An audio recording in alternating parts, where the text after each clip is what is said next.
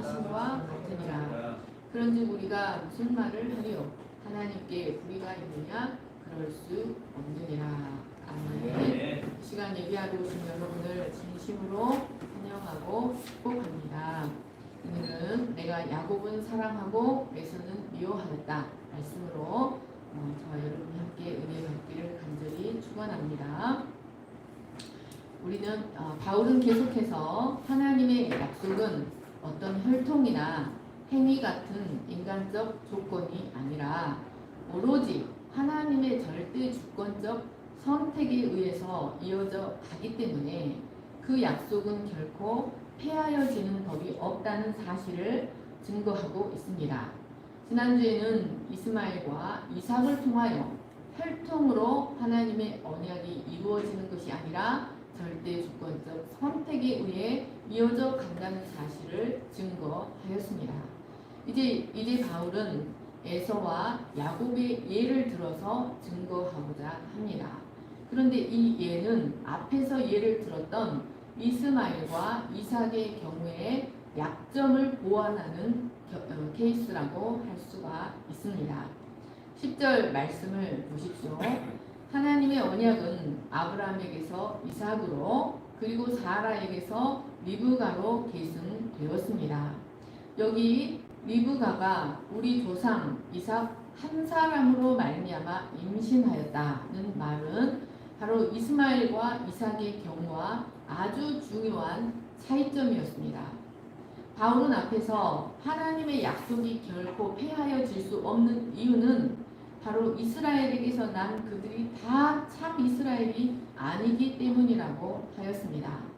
그리고 이에 대한 증거로 아브라함의 두 아들 이스마엘과 이삭의 예를 들어 설명하였습니다. 그런데 이 예는 유대인들의 반론을 가져올 수 있는 매우 중요한 약점이 있었습니다. 그것은 바로 이스마엘은 비록 아브라함의 씨이기는 하지만 그가 이방 여인이며 계집종의 아들이었다는 점 때문이었습니다. 그래서 유대인들은 자신들은 단순히 아브라함의 자손인 것만이 아니라 사라의 아들, 곧 이삭의 후손들이라고 주장하였습니다. 실제로 그들은 자신들이 아브라함과 이삭과 야곱의 후손임을 무척 자랑스러워하였습니다.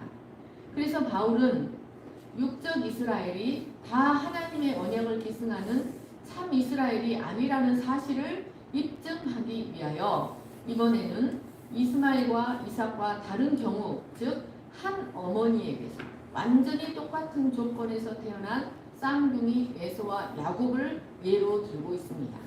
그러니까 이스마엘과 이삭은 서로 다른 조건에서 태어나서 하나는 선택되고 하나는 유기되었다면 에서와 야곱은 완전히 똑같은 조건에서 태어나서 하나는 선택되고 하나는 유기되었다는 것입니다. 그래서 바울은 이를 통하여 다시 한번 하나님의 언약은 육적 혈통이 아니라 절대적으로 하나님의 주권적 선택에 의해서만 이어져 간다는 사실을 입증합니다. 즉 완전히 똑같은 조건에서 잉태된 에서와 야곱을 통하여 하나님의 선택의 섭리와 유기의 섭리를 증거하고자 하는 것입니다. 이 이야기는 바로 창세기 25장의 이야기입니다. 여기서 바울은 먼저 우리 조상 이삭이다 라고 말함으로써 유대인들과 자신의 동질성을 강조하고자 애를 쓰고 있습니다. 이는 어떻게 하든지 유대인들을 복음 안에서 얻고자 하는 그 동족에 대한 사랑 때문이었습니다. 창세기 25장 21절을 보십시오. 이삭이 그의 아내가 임신하지 못하므로 그를 위하여 여호와께 간구하매 여호와께서 그의 간구를 들으셨으므로 그의 아내 리브가가 임신하였더니. 여러분, 이삭의 어머니 사라가 아이를 잉태하지 못했던 것처럼 이삭의 아내 리브가에게도 동일한 문제가 있었습니다. 그래서 이삭은 이 문제를 가지고 하나님께 기도하고 이삭의 간구를 들으신 하나님은 리브가의 태에 쌍둥이를 허락하셨습니다. 이는 마치 이삭이 하나님의 섭리적 간섭에 의해 잉태되었던 것처럼 에서와 야곱도 하나님의 기도의 응답으로 섭리적 간섭에 의해 잉태된 것입니다. 그런데 이 두 태아가 리브가의 태 속에서 너무나 심하게 치고받고 싸우는 것이 아니겠습니까? 그래서 리브가는 너무 견디기 어려워 하나님께 기도했습니다. 그러자 하나님께서 두 국민이 내 태중에 있구나. 두 민족이 내 복중에서부터 나누이리라. 이 족속이 저 족속보다 강하겠고 큰 자는 어린 자를 섬기리라.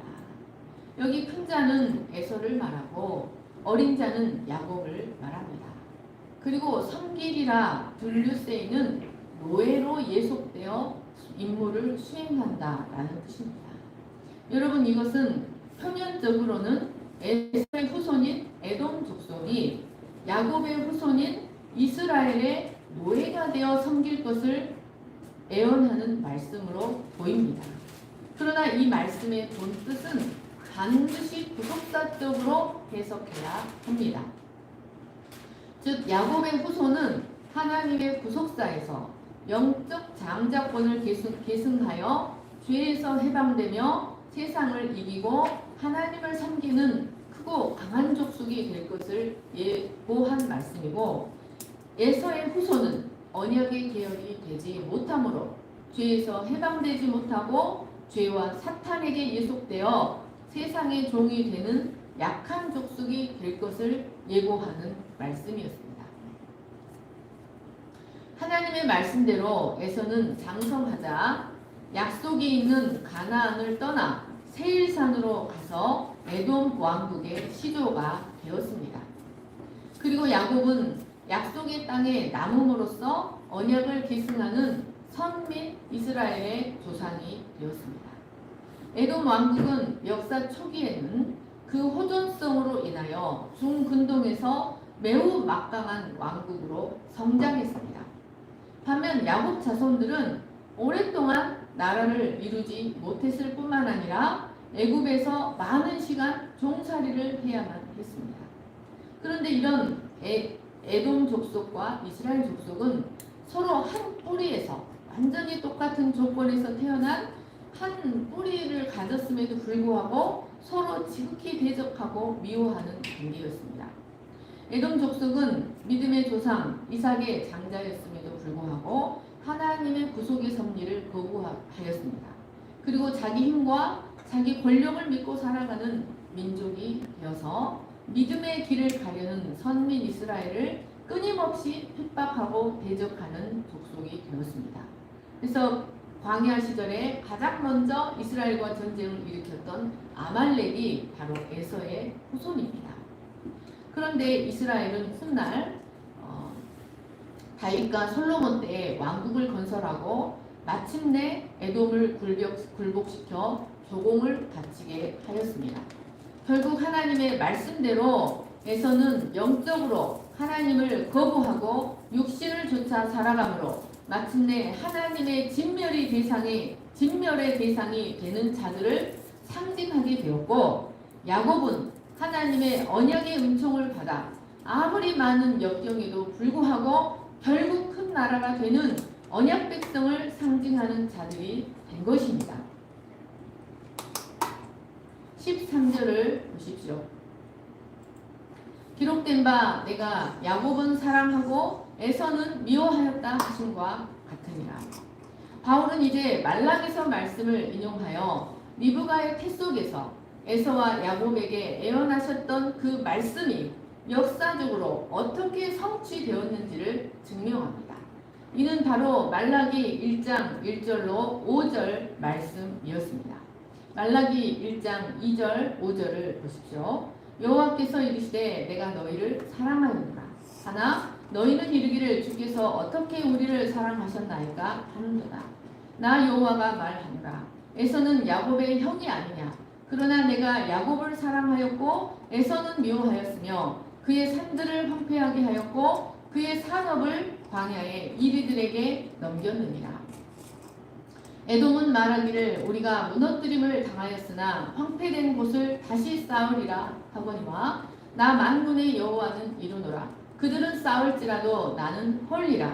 사람들이 그들을 일컬어 악한 지역이라 할 것이요 여호와의 영원한 진노를 받은 백성이라 할 것이며 너희는 눈으로 보고 이르기를 여호와께서는 이스라엘 지역 밖에서도 크시다 하리라.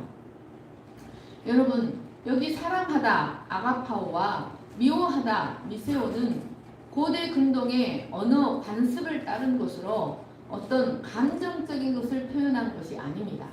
이것은 언약적으로 선택했다, 언약적으로 선택하지 않았다는 것을 가리킵니다. 그러니까 하나님이 야곱을 사랑했다라는 말은 이스라엘을 구속사의 주역으로 선택하셔서 그들과 언약적 관계를 맺고 특별한 언약적 사랑을 허락하셨다는 의미입니다. 그리고 미워하셨다는 말은 에서에게는 야곱에게 주신 영적 축복을 주지 않으셨다는 의미입니다. 이는 모두 부정과거 시제로 기록되어서 하나님의 선택이 모두 이들이 태어나기도 전에 이루어졌었다는 사실을 보여주고 있습니다.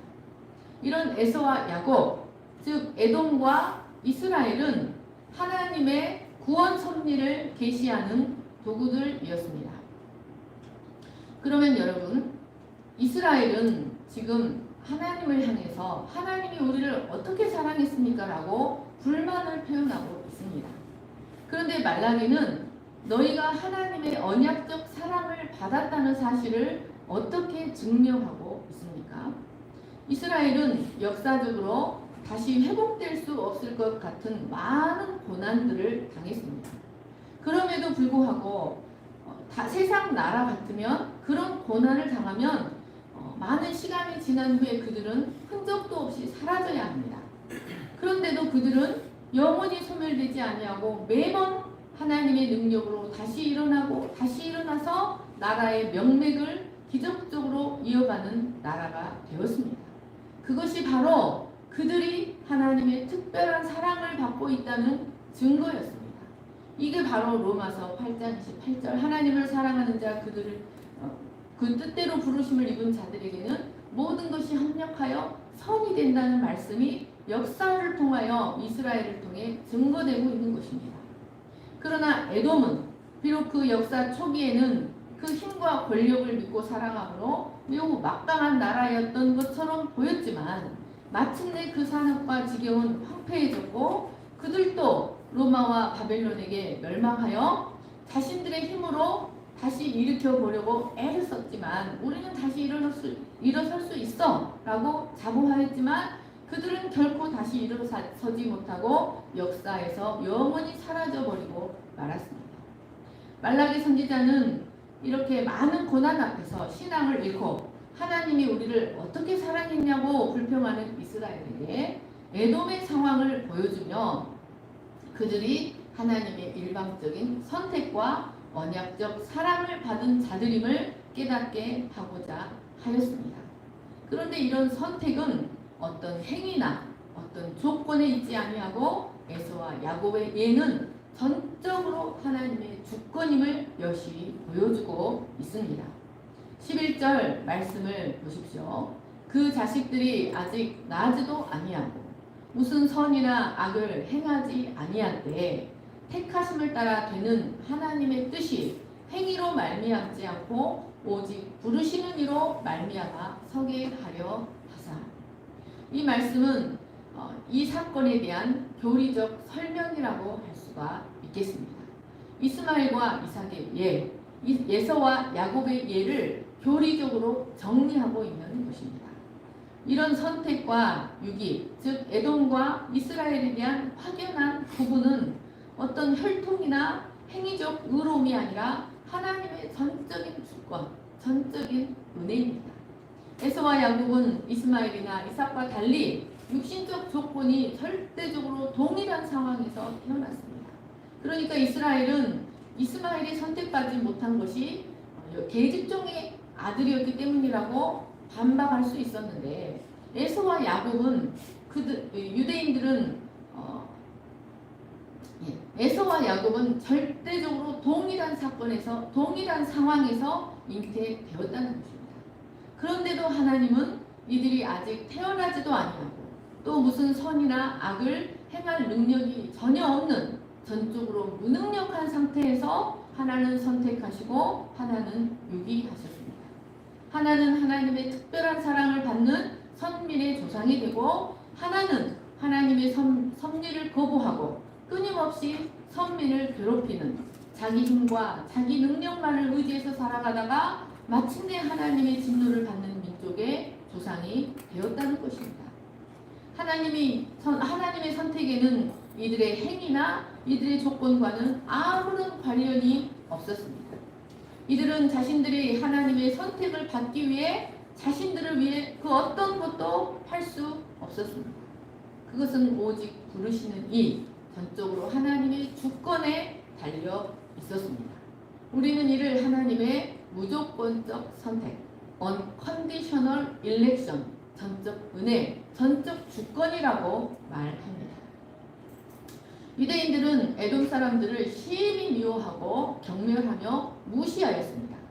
그런데 엄밀히 생각해보면 사실 유대인들이 그토록 자랑하는 자신들의 혈통적 조건과 완전히 동일한 조건에서 태어난 자들이 바로 에돔족 속이었습니다.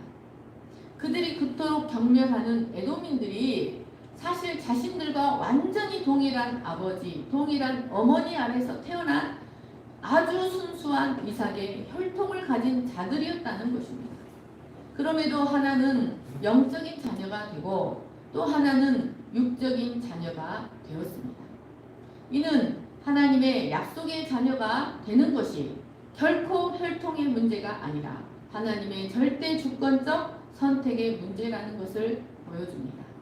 그러므로 유대인들이 자신들은 이삭의 자녀다라고 자랑하는 것은 온전한 하나님 앞에서 온전한 자랑의 조건이 결코 될 수 없는 것입니다. 여러분, 그러면 하나님께서 이렇게 오로지 자신의 절대 주권에 의해서만 사람을 선택하시고 그 절대 주권적 선택에 의해서 선택된 자들에 의해서만 당신의 언약이 계승되어져 가도록 하신 궁극적인 목적은 무엇일까요? 왜 하나님은 그 어떤 조건도 보지 않으시고 전적으로 자신의 의지에 의해서만 사람을 선택하시고 어떤 사람은 선택하시고 어떤 사람은 버리시는 것일까요?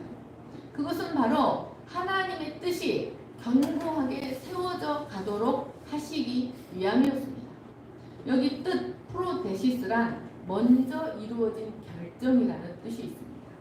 그리고 서게 하려 하사라는 말은 계속해서 존속하게 하려 하사, 계속해서 견고하게 남아있게 하려 하사라는 뜻입니다. 그러니까 하나님께는 이 세상이 창조되기 이전부터 그 마음속에 분명하게 결정된 이 세상을 향한 하나님 자신의 뜻이 있었다는 것입니다. 그것이 바로 창조의 목적입니다. 하나님께서 이 세상을 창조하신 목적이 창조되기 이전에 미리 결정되었다는 것입니다. 그러면 하나님의 창조의 목적, 하나님의 프로데시스는 무엇입니까?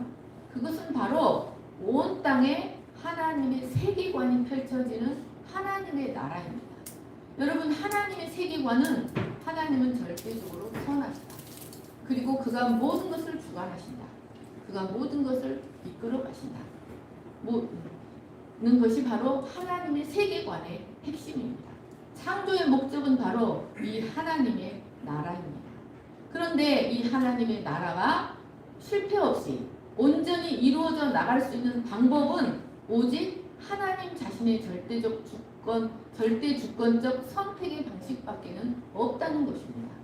하나님은 하나님 나라를 이루어가는 데 있어서 다른 누구의 어떤 도움도 필요하지 않고 오직 하나님 자신이 처음부터 끝까지 하나님 나라를 만들어 가시고 이루어 나가신다는 것입니다. 여기 부르시는 이로 말미암아 서게 하려 하사, 부르시는 이라는 뜻은 현재 분사형으로 계속해서 부르시는 이라는 뜻입니다. 여러분, 이 말씀은 하나님은 전 역사를 통해서 어제나 오늘이나 영원토록 동일하게 항상 자신의 절대 주권적 선택에 의해 사람들을 택하시고 부르시는 이들을 통해서 하나님 나라를 계승시켜 가신다는 말씀입니다.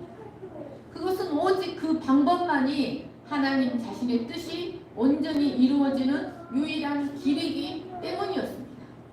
여러분, 유대인들은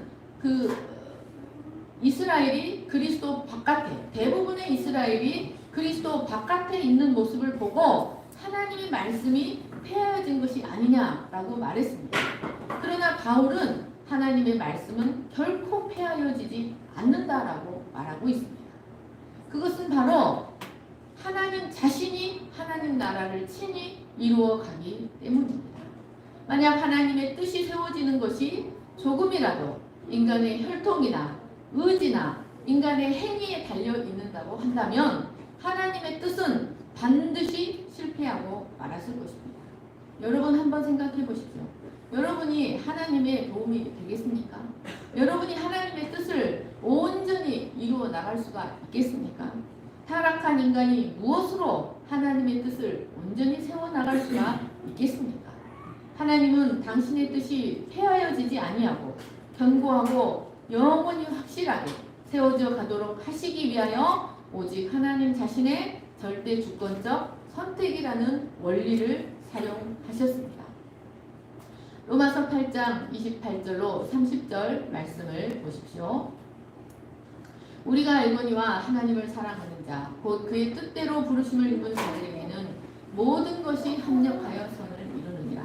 하나님이 미리 아신 자들을 또한 그 아들의 형상을 본받게 하기 위하여 미리 정하셨으니 이는 그로 많은 형제 중에서 맏아들이 되게 하려 하십니다. 또 미리 정하신 그들을 또한 부르시고 부르신 그들을 또한 의롭다 하시고 의롭다 하신 그들을 또한 영화롭게 하셨느니라. 여러분, 하나님의 절대 주권적 선택에 의해 그의 거룩한 목적에 들어가게 된 자는 그의 삶의 모든 것이 합력하여 선을 이루는 삶을 살아갑니다. 하나님은 자신의 프로데시스, 자신의 뜻을 오로지 하나님 자신의 방식과 하나님 자신의 능력으로 하나님 자신이 친히 성취해 나가십니다. 이 뜻은 사람이나 상황에 의해 결코 영향을 받거나 변경되지 않습니다. 그래서 우리가 세상 끝날까지 하나님의 사랑이 우리를 떠나지 않을 것을 확신할 수가 있는 것입니다. 우리가 하나님 나라 백성이 된 이면에는 우리의 어떤 조건이나 우리의 어떤 의로움이 결코 있는 것이 아닙니다. 전적으로 하나님의 절대 주권적 뜻에 있는 것입니다. 유대인들이 그토록 자랑하는 아브라함, 이삭, 야곱도 그들의 어떤 의로움도 되지 못합니다. 그들 또한 아브라함, 이삭, 야곱 또한 하나님의 절대 주권적 선택의 은혜를 받은 자들에 불과했습니다. 여러분, 하나님은 아담을 통해 하나님 나라의 계획을 선포하셨습니다. 그런데 아담의 타락으로 인해 하나님 나라의 계획은 무너진 것처럼 보이고 말았습니다. 타락한 아담 안에서 모든 인류는 함께 타락하여 하나님 앞에서 모두 물리침을 당하여 하나님의 진노 아래, 정죄 아래 거하는 본질상 진노의 자녀들이 되고 말았습니다. 그러면 하나님은 하나님 나라를 어떻게 다시 성취하고자 하셨을까요? 하나님은 그 하나님 나라를 위해서 그 타락한 인류 중에서 어떤 놈이 선하고 어떤 놈이 악한가 살펴보신 후에 선한 놈들을 뽑아서 그들을 개선시켜서 하나님 나라 백성을 만들어 가시는 것이 아니었습니다. 하나님은 이전에 전적으로 무력하고 완전히 타락해버린 아담 족속과는 전혀 다른 새로운 족속을 완전히 새로운 방식으로 탄생시키고자 하였습니다. 이를 위해 하나님은 두 번째 아담이신 예수 그리스도를 세우셨습니다. 예수 그리스도는 하나님이 세우신 새로운 인류의 시조, 새로운 인류의 첫 사람이 되셨습니다. 하나님은 당신의 거룩하고 위대한 창조의 목적인 하나님 나라를 위해서 마치 아브라함과 이삭의 생식 과정을 통하여 이삭을 탄생시키시고 오직 이삭을 통해 태어난 자들만 언약을 계승하게 하신 것처럼 예수 그리스도를 통하여 다시 탄생된 자들을 통하여 하나님 나라를 이루어 가고자 하셨던 것입니다. 그런데 이삭이 육체적 원리를 통해 탄생된 것처럼 예수님도 육체적 원리를 통해 탄생되게 하셨습니다. 갈라디아서 1장 15절 16절을 보십시오. 그러나 내 어머니의 태로부터 나를 택정하시고 그의 은혜로 나를 부르신 이가 그의 아들을 이방에 전하기 위하여 그를 내 속에 나타내시기를 기뻐하셨을 때 내가 곧 혈육과 의논하지 아니하고. 그러니까 여러분, 야곱도 마찬가지고 이삭도 마찬가지고 예수님도 마찬가지고 하나님 나라의 백성이 되기 위하여 그들의 탄생 이전에 하나님의 선택을 입었지만 그들의 탄생은 먼저 육체적 원리를 통해서 탄생하시고 하나님의 정하신 때가 되었을 때 그들이 예수 그리스도 안에서 하나님의 태로 다시 태어나는 아들이 되었다는 것입니다. 그러니까 어떤 사람은 태어나기 전에 선택을 입어서 때가 되매 하나님께로 다시 태어나고 어떤 사람은 선택을 받지 못해서 육적인 탄생만 그대로 갖고 살다가 죽는 것입니다. 사도 바울도 하나님으로부터 사도로 이방인의 사도로 택정함을 입은 것은 그가 태어나기 이전이었습니다. 그래서 그는 태어난 후 수년 동안 하나님의 복음을 핍박하는 핍박자요 포행자로 살았습니다. 그러다가 때가 되매 다메섹 도상에서 하나님께로부터 다시 태어났습니다. 그러니까 본성적으로는 아담의 자손으로 태어났지만 하나님이 정하신 때가 되자 하나님의 언약을 계승할 참 이스라엘로 다시 태어나게 되었던 것이었습니다. 에레미야 1장 1절로 4절 5절을 보십시오. 베냐민 땅 아나돗의 제사장들 중 힐기야의 아들 에레미야의 말이니라. 아몬의 아들 유다 왕 요시야가 다스린 지 13년에 여호와의 말씀이 에레미야에게 임하였고 요시야의 아들 유다의 왕 요야김 시대부터 요시야의 아들 유다의 왕 시드기야의 11년 말까지 곧 5월에 예루살렘이 사로잡혀 가기까지 임하니라. 여호와의 말씀이 내게 임하니라 이르시되 내가 너를 모태에 짓기 전에 너를 알았고 내가 배에서 나오기 전에 너를 성별하였고 너를 여러 나라의 선지자로 세우노라. 여러분, 에레미야는 요시야의 아들 유다의 왕 요야김 시대부터 부르심을 받았습니다. 그때부터 유다의 왕 시드기야 11년 말까지 즉 5월에 예루살렘이 멸망하기 하는 때까지 하나님의 부르심을 받아 선지자로 사역하였습니다. 그런데 그가 이처럼 남유다 말기에 하나님의 말씀을 전할 선지자가 될 것은 그가 잉태되기 전부터 예정된 일이었습니다. 하나님의 부르심이 있기 전까지 그는 그냥 본성적인 자녀로 살았습니다. 그가 자라는 동안 그 누구도 그가 장차 하나님의 선지자가 될 것이라는 사실을 알지 못했을 것입니다. 그러나 정하신 시간이 되자 하나님은 그에게 역사하셨습니다. 그리고 그는 주의 말씀을 전하는 선지자로 새롭게 태어나게 되었습니다. 그러니까 하나님은 하나님 나라를 이루어 가시는 새로운 인류를 산출하시되 본성적인 과정을 자연적인 이치를 뛰어넘지 않으시고 그 이치를 사용하시지만 하나님의 백성은 그들이 태어나기 이전부터 선택하신다는 말씀입니다. 그리고 때가 되면 하나님이 정한 시간에 진리의 말씀으로 그를 찾아오셔서 하나님의 자녀로 다시 태어나게 하십니다. 그러나 선택을 받지 못한 자들은 그냥 아담의 자손으로만 본성적인 자녀로만 살아가게 됩니다. 여러분, 하나님은 우리를 복중에 짓기 전에 우리를 아셨습니다. 그리고 때가 되어 당신의 거룩한 목적을 위해 우리를 부르시고 당신의 백성으로 태어나게 하셨습니다. 만약 하나님께서 하나님 자신의 방법으로 우리를 태어나게 하지 않으셨다면 거룩한 씨는 이 땅에 결코 탄생할 수도 보존될 수도 없었을 것입니다. 여러분, 부정한 것에서 어떻게 정한 것이 나오겠습니까? 부정한 것에서는 부정한 것이 나올 뿐입니다. 이것이 바로 레위기 12장의 말씀입니다. 우리는 육체적으로는 부정한 것으로부터 태어나지만 영적으로는 완전히 정결하신 예수 그리스도로부터 다시 태어난 거룩한 씨들이 된 것입니다. 하나님은 오직 하나님 자신의 주권으로 하나님의 언약을 계승할 거룩한 백성을 미리 선택하시고 하나님 자신의 방법으로 탄생하게 하셔서 그들을 통하여 하나님 나라를 이루어 가십니다. 14절 말씀을 보십시오. 그런즉 우리가 무슨 말을 하려 하나님께 불의가 있느냐? 그럴 수 없느니라. 바울은 앞에서 비록 아브라함의 혈통적 자녀라 할지라도 진정한 아브라함의 씨, 진정한 하나님의 자녀가 되는 것은 하나님의 주권적 선택을 입어야만 가능하다고 하였습니다.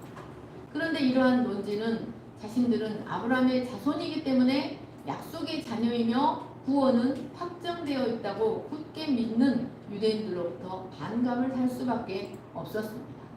뿐만 아니라 이방인들로부터도 아니 왜 하나님은 사람이 태어나기도 전에 당신 마음대로 어떤 사람은 택하시고 어떤 사람은 버리시는가?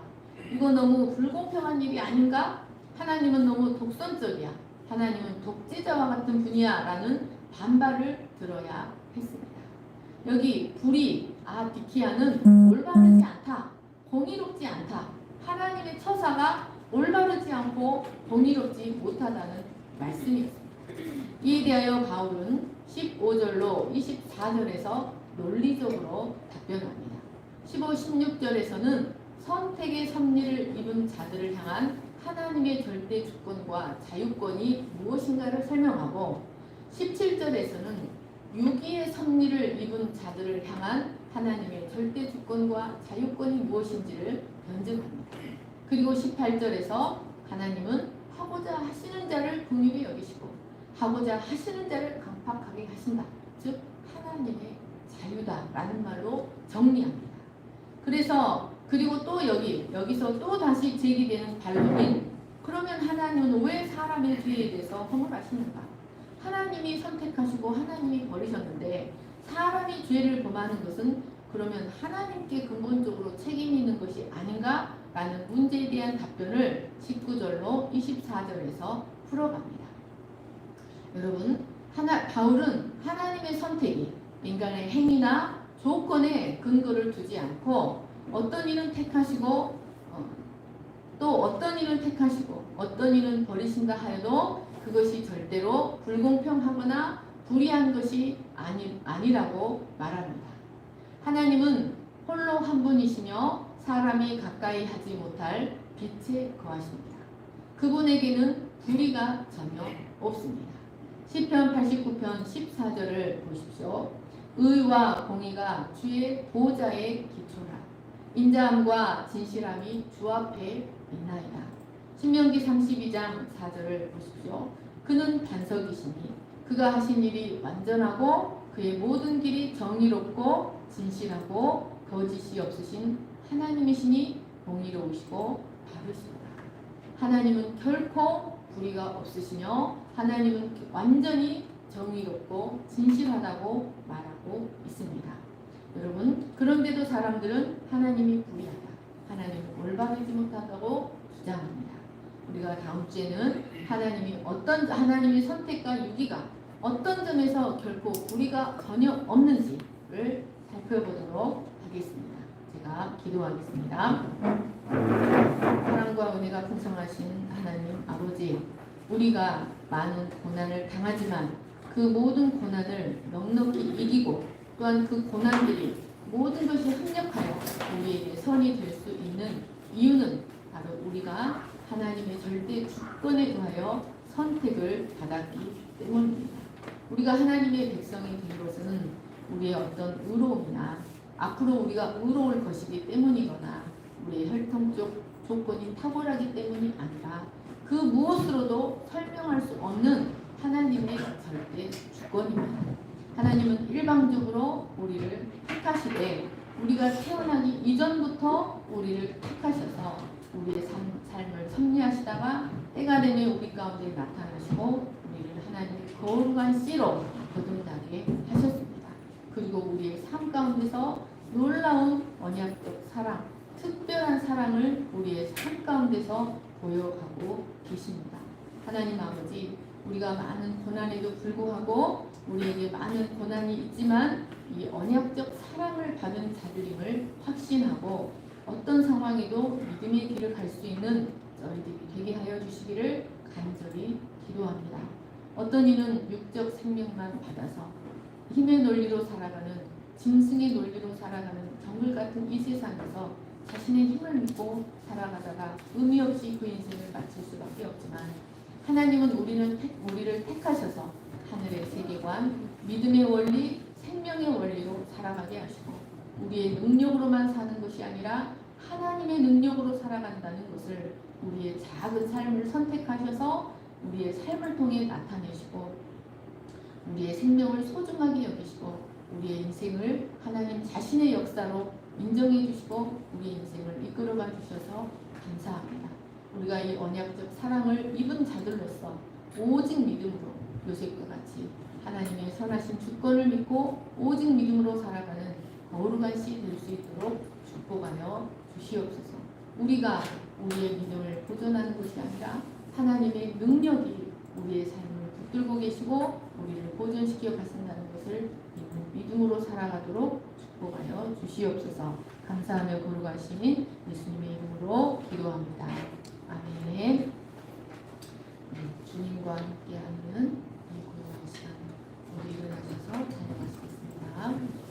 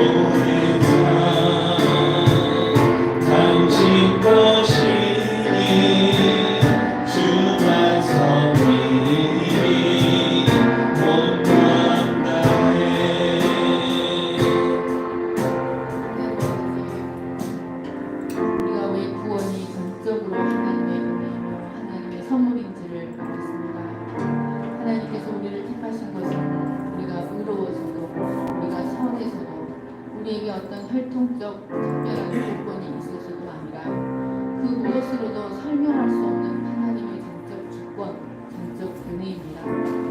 이렇게 하나님께서 택하신 자들을 누가 고발할 수 있겠습니까? 하나님이 택하셔서 부르시고 의롭다 하시고 영화롭게 하신 그들을 누가 정죄할 수가 있겠습니까? 하나님은 그 택하신 자들을 위하여 예수 그리스도를 보내시고 그들을 위하여 자기 아들을 십자가에 내어주시고 우리를 구속하셨습니다. 그 무엇도 하나님의 택하신 자들을 향한 그리스도의 사랑, 하나님의 사랑에서 우리를 끊을 수 없습니다. 그래서 우리는 우리의 힘으로는 이 인생을 이끌어갈 수 없지만 하나님의 능력이 우리의 삶 가운데 역사하여 모든 것을 합력하여 선이 되게 하시고 그 모든 어려움들도 우리의 힘이 아니라 하나님의 힘으로 이겨갈 수 있게 하십니다. 하나님 이 사랑이 우리의 세상 끝날까지 조금도 변하지 아니하고 영원할 수 있습니다. 하나님 우리도 이 하나님을 절대적으로 신뢰하게 하여 주시옵소서. 우리도 이제 어린아이가 되지 아니하고 장성한 자가 되어 하나님의 마음에 합한 자가 되게 하시고 우리를 통해 하나님의 영광이 나타낼 수 있도록 우리의 믿음을 우리 자신을 온전히 하나님께 헌신하는 자들이 될 수 있도록 우리의 발걸음이 믿음의 발걸음이 될 수 있도록 축복해 주시기를 간절히 기도합니다. 하나님이 어제나 오늘이나 영원토록 요구하시는 것은 이 하나님을 믿는 믿음입니다. 우리의 주인이시며 우리의 삶에 선한 섭리를 갖고 계시며 당신의 뜻을 우리의 삶을 통해 나타내기를 원하시는 우리의 주인이시고 그분 선하시다는 믿음을 하나님 앞에 늘 보이는 자들이 되게 하여 주시옵소서. 이제는 우리 주 예수 그리스도의 은혜와 하나님 아버지의 거룩하신 사랑과 성령의 감화 감동과 교통하심이 그가 왕이시며 그가 주인이시며 그가 모든 것을 섭리하신다는 사실을 믿고 모든 발걸음이 믿음의 발걸음이 되기를 소망하는 모든 우리 위에 영원토록 함께 하시기를 간절히 축원하옵나이다.